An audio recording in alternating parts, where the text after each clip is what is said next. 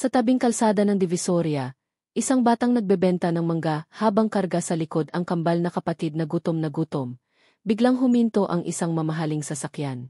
Binili ng bilyonaryang babae ang lahat ng paninda niya at binigyan ng 5,000. Pero ang talagang nagpabago ng buhay niya ay ang liham na inabot sa kanya. Isang liham na magpapayak sa buong Pilipinas. Sa gitna ng maingay na kalsada ng Divisoria, kung saan halos magkapatong-patong na ang mga tao, at ang init ng araw ay parang apoy na dumidila sa balat, may isang batang lalaki na nakaupo sa bangketang punit-puni. 10 taong gulang pa lamang siya, paat na payat, nakasuot ng lumang sando na butas-butas at short na halos abot tuhod na. Sa harapan niya ay isang basket na puno ng hinog na mangga, dilaw na dilaw, matamis ang amoy kahit pa nakakulong sa plastik. Sa likuran niya, nakatali sa kanyang lig at baywang ang isang lumang supot na tela. Sa loob noon, mahimbing na natutulog ang kambal niyang babae. 4 na buwan pa lamang. Si Angelo ang pangalan ng bata. Sila na lang 3 magkakapatid mula nang mamatay ang nanay nila sa sakit. At nawala ang tatay nila sa hindi nila malaman na dahilan. Mangga po, matamis po. 5 piraso 10 piso na lang po. Sigaw ni Angelo, habang nakatingala sa mga taong nagdadaan. Pilit niyang pinapangiti ang sarili. Kahit alam niyang pagod na siya. 12:00 na ng tanghali. Wala pang 1 kilo ang naibenta. Ang pera sa bulsa niya, kulang pa sa gatas ng kambal. May isang sasakyang itim na SUV na huminto sa harap niya. Baba ang salamin. Isang babaeng nasa 50 anyos, elegante ang suot. May suot na mamahaling salamin. Nakatingin siya sa mangga, pero mas matagal siyang nakatingin kay Angelo at sa kambal na nakasabit sa likod niya. Magkano yang mangga mo, iho? Tanong ng babae. Malamig ang boses pero may kakaibang tono. 10 piso po ang 5, ale, sagot ni Angelo habang yumuyuko. Matamis po talaga, promise po. Bumaba ang babae. May bitbit siyang tupper, bag mula sa mamahaling restaurant. Binili niya ang lahat ng mangga ni Angelo, 3 kilo. Binigyan niya ng 5,000 piso. Ito na lang ang pera ko, sabi niya. Sa'yo na yan. Huwag kang mag-alala, hindi ako naloloko. Napatayo si Angelo. Po. Talaga po. Salamat po ng marami. Diyos ko po. Umiyak siya habang kinukuha ang pera. Para po ito sa gatas ng mga kapatid ko. Sa gamot, salamat po talaga. Ngumiti lang ang babae. May kung anong lungkot sa mga mata niya. Ano pangalan mo, iho? Angelo po. Angelo Reyes. Ito po si Maria at Clara, kambal po sila. Angelo, ulit ng babae na parang may hinintay na pangalan sa buong buhay niya. May maayos ka bang ballpen dyan? May kinuha si Angelo sa bulsa. Ballpen na halos walang tinta na. May maliit na papel na pinunit niya mula sa lumang notebook. Eto po. Sumulat ang babae. Matagal siyang sumula. Nakayuko lang si Angelo, hindi makatingin. Nang matapos, inabot niya ang papel kay Angelo. Basahin mo to kapag mag-isa ka na. Huwag ngayon. Promise. Opo, sagot ni Angelo, habang kinakabig ang papel na parang ginto. Umakyat na ang babae sa sasakyan. Bago umalis, nakatingin pa siya kay Angelo sa rearview mirror. May luha sa mga mata niya. Nang makalayo na ang sasakyan, binuklat ni Angelo ang papel. Sa maliit na sulat kamay na maganda, nakasula. Kung nababasa mo ito, anak, ibig sabihin buhay ka pa. Ako ang nanay mo na iniwan ka noong sanggol ka pa. Hindi kita iniwan dahil ayaw kita. Iniwan kita dahil wala akong kakayahang buhayin ka. May sakit ako noon. Walang pea. Ang tatay mo, si Marco, namatay sa aksidente bago ka ipangana. Patawarin mo ako, Angelo. Kung may anak kang babae balang araw, pangalanan mo siyang Maria Clara. Tulad ng pangarap natin ng katay mo. Mahal na mahal kita. Kahit hindi mo ako kilala, anak, ako si Elena Reyes Montefalco. Kung kaya mo akong hanapin, hanapin mo ako. Mayaman na ako ngayon. Pero walang araw na hindi kita hinintay. Natigilan si Angelo. Napaluhod siya sa bangketa. Umiiyak siya nang hindi makagalaw. Hawak-hawak ang papel na parang buhay niya ang nakasulat doon. Ang kambal sa likuran niya, biglang umiyak din. Parang nararamdaman ang sakit ng kuya nila. Hindi alam ni Angelo kung ano ang gagawin. 5,000 ang pera sa bulsa niya. Sapat na sa isang buwang gatas, upa at pagkain. Pero ang liham na iyon ang pinakamahalagang bagay na natanggap niya sa buong buhay niya. Kinabukasan, maaga siyang nagpunta sa address na nakasulat sa likod ng papel, sa Forbes Park. May maliit na sulat doon, kung pupunta ka, dalhin mo ang kambal. Huwag kang matakot. Nang makarating si Angelo sa malaking gete na ginto, May gwardiya na nakatingin sa kanya na parang basura. Anong kailangan mo, bata? Po, hinintay po ako dito ni Emares Montefalco. Biglang bumukas ang gate, kahit walang sinabi ang gwardiya. May babaeng nakatayo sa labas ng malaking bahay, ang babae kahapon. Nakasuot na siya ng simpleng damit ngayon. Walang alahas, walang salamin. Nakatingin siya kay Angelo na parang natunaw ang lahat ng kaon. Angelo, awag niya, boses na nanginginig. Anak, hindi na nakagalaw si Angelo. Ang kambal sa likuran niya, tahimik lang, parang alam nila. Lumapi ang babae. Dahan-dahan niyang hinawakan ang mukha ni Angelo. Patawarin mo ako, anak ko, patawarin mo ako. Doon na bumigay si Angelo. Niyakap niya ang nanay na hindi niya kilala noon. Umiiyak silang dalawa sa harap ng malaking bahay, habang ang kambal ay pahimik na nakatingin sa kanila. Pero hindi doon natatapos ang kwento. Sa loob ng bahay, may isa pang lihim na naghihintay. Lihim na magkapabago ng buhay nilang lahat magmula noon. Lihim na hindi inasahan ni Angelo, at kahit ni Elena. May isang sobre sa ibabaw ng mesa sa sala. Nakalagay ang pangalan ni Angelo. Sa loob noon, isang testamento. At isang larawan ng isang lalaking kamukhang-kamukha ni Angelo noong bata pa. Ang sabi sa sulat, kapag nabasa mo ito, anak ko, ibig sabihin nakita mo na ang nanay mo. Ako ang tatay mo. Hindi ako namatay sa aksidente. Ako ang nagtayo ng Montefalco Empire. At ikaw ko lang. Lahat ng meron ako, sa'yo na. Natigilan si Angelo. Hawak niya ang larawan ng tatay na hindi niya nakita kailanman. At doon, sa harap ng nanay niyang umiiyak, biglang may kumatok sa pinto. Isang lalaki, naka-Amerikana, may bitbit na briefcase. Emares Montefalco. May mga tao raw po sa labas, mga taga-media. May nag-leak daw po na may anak kayo na nagbebenta ng mangga sa kalsada. Napatingin si Elena kay Angelo. May takos sa mga mata niya. Anak, handa ka na ba?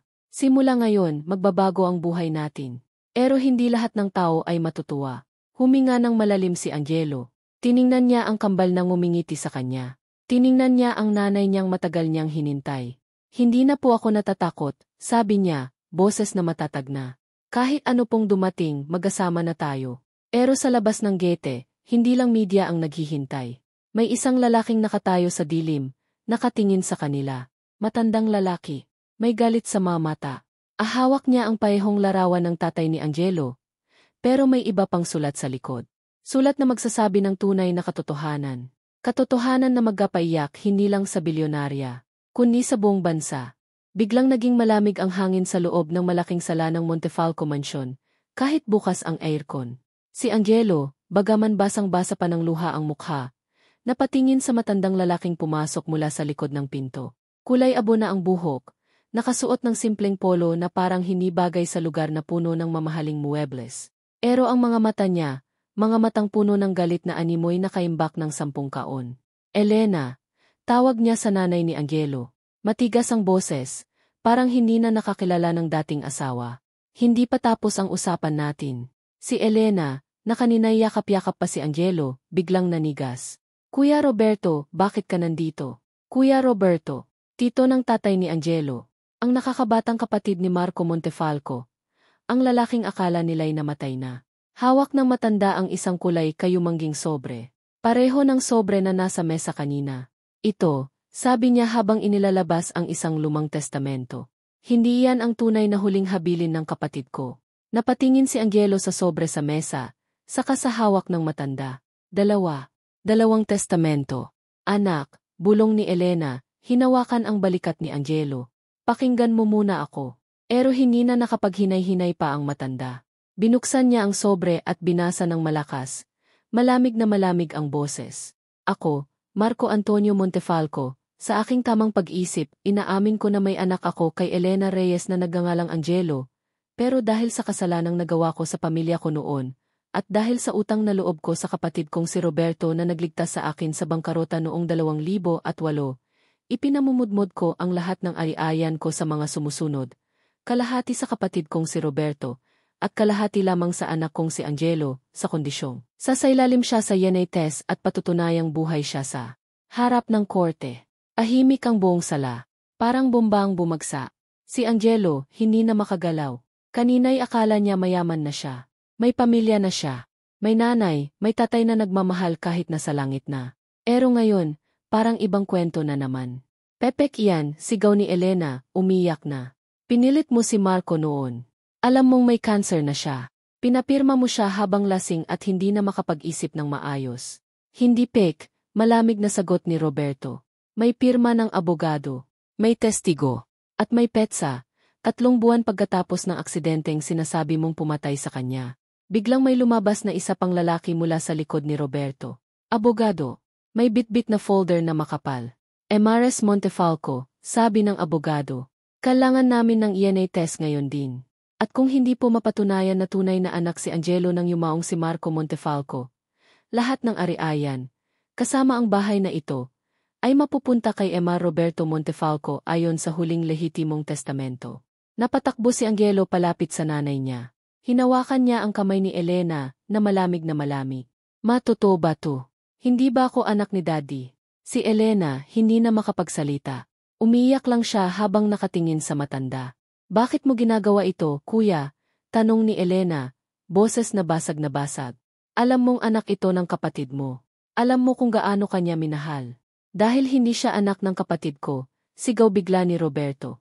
Hindi siya Montefalco. Parang kidlat ang kumama kay Angelo. Napahawak siya sa upuan. Ang kambal na nasa stroller, biglang umiyak ng malakas. Parang nararamdaman ang sakit ng mundo.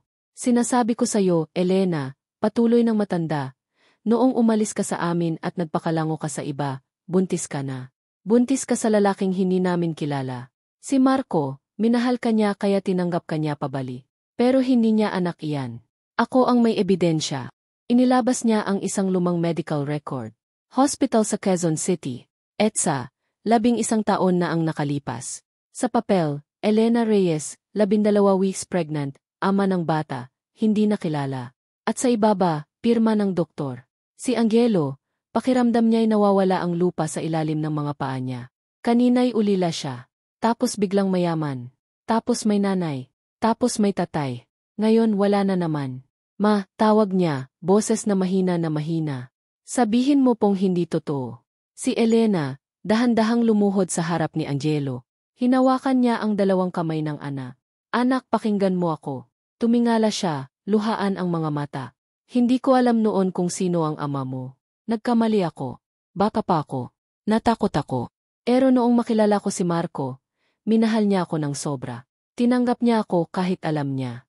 Ginawa niya akong asawa. Ginusto niyang ikaw ang anak niya. Sa papel man o hindi ikaw ang anak niya, Angelo. Sa puso. Pero si Roberto, hindi na nakapaggigil. Kaya pala tinago mo siya sa squatters. Dahil alam mong hindi siya Montefalco.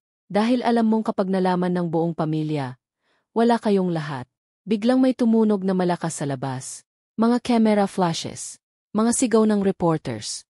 Emares Montefalco. Totoo po bang may anak kayong nagbebenta ng mangga? Anong relasyon niyo sa batang iyon? May balitang cake ang testamento. Napatingin si Angelo sa malaking bintana. Libo-libo na ang tao sa labas ng gate. May live sa tea. May drone na lumilipad.